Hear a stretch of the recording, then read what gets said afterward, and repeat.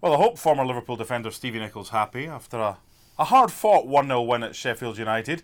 But if you're going to be champions, these are the type of results you've got to pick up when you've got to scrap.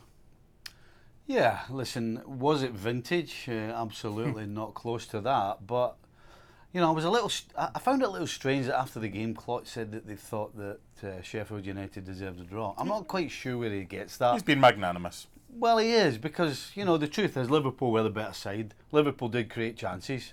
They should have managed himself, should have two in the first half. He should have had a penalty in the second half. And, of course, Salah was clean through with a goalie to beat as well. So, yes, Clark may have done better with 5 minutes to go. That's maybe what he's talking about, yeah, with the chance. But the truth is, Liverpool deserved to win the game, but it wasn't vintage. Any concerns from what you saw today about Liverpool? I wouldn't say it's a concern. I would say maybe I think Klopp needs to try and do something with particularly Salah and Mane.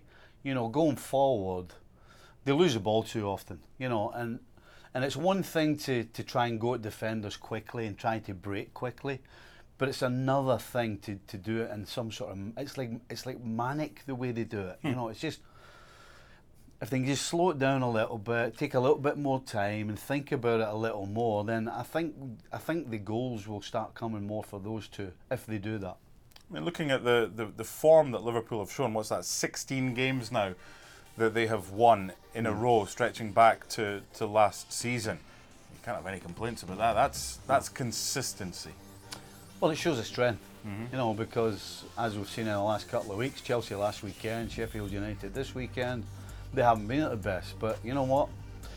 Sometimes you got to dig it out and dig the result out, and that's what pretty much they've ended up doing both weekends. So, listen, if you can win a game by a street and score loads of goals and play silky soccer, then that's fantastic. But sometimes you got to fight it and tough it out, and they did it.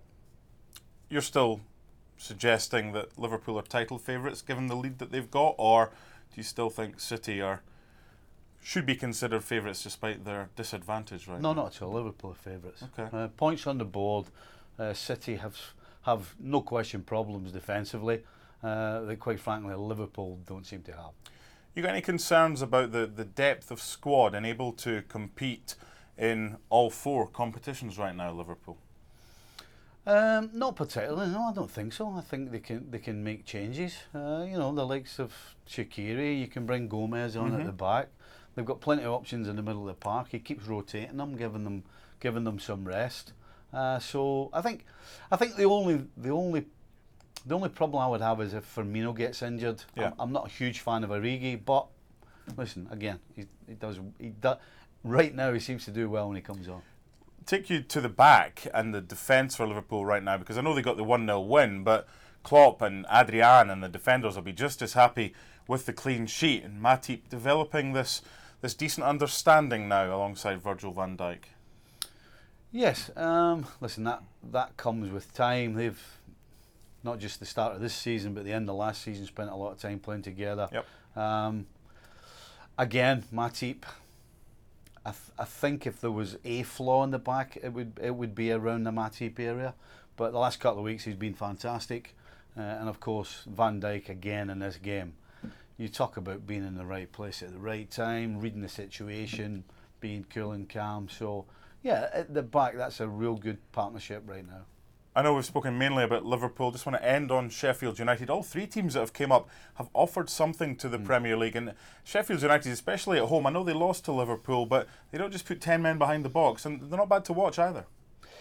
Yeah, and you talk about effort. I'm sure Van Dijk and Matip didn't have an enjoyable afternoon against Ollie McBurney, who put himself around, which most players can't get away with these days, but he put himself about, as did the rest of the Sheffield United players. I mean, you talk about showing guts and heart and energy and effort, and the crowd as well got behind them. So, listen, if Sheffield United put that sort of commitment in every time they step on the field in the Premier League, they've got a good chance of staying up.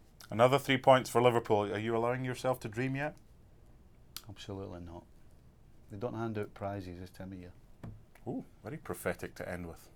Thanks so much for watching ESPN on YouTube. And for more sports highlights and analysis, be sure to download the ESPN app. And for premium content and live streaming, subscribe to ESPN Plus.